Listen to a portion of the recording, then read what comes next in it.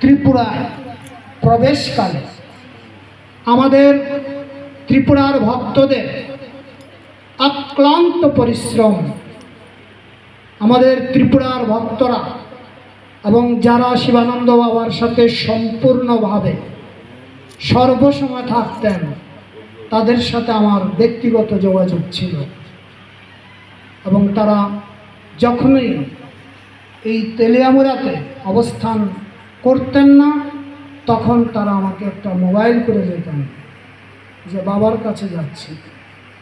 এত ভালোবাসেন, এত ভালোবাসেন, এত আদর্শ, এত শিক্ষা, এই বাবার স্পর্শ যার জীবনে ঘটেছে তার এই মনুষ্য জীবন ধন্য।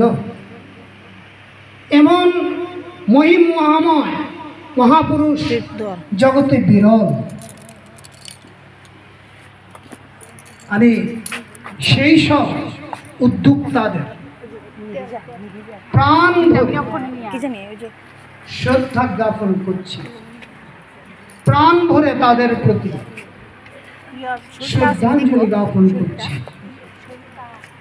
এইরকম একটি মহতী অনুষ্ঠান আপনারা, এই চিন্তা আপনাদের মধ্যে এসেছে, এটা সত্যি আমাদের তেলিয়ামুড়াবাসীর জন্য গর্ব, আমাদের ত্রিপুরাবাসীর জন্য গর্ব।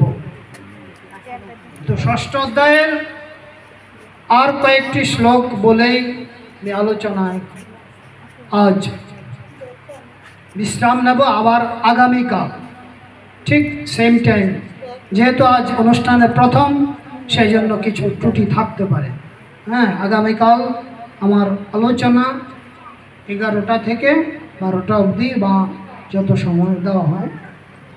তো আমরা এখানে ভগবান কৃষ্ণকে বলতে শুনেছি, সুরীর্তন্মাচৌদাসিনং মধ্যস্থ দেশবন্ধুষু সাধুষোপি চ পাপেষু সমরবুদ্ধি বিশিষ্যতে।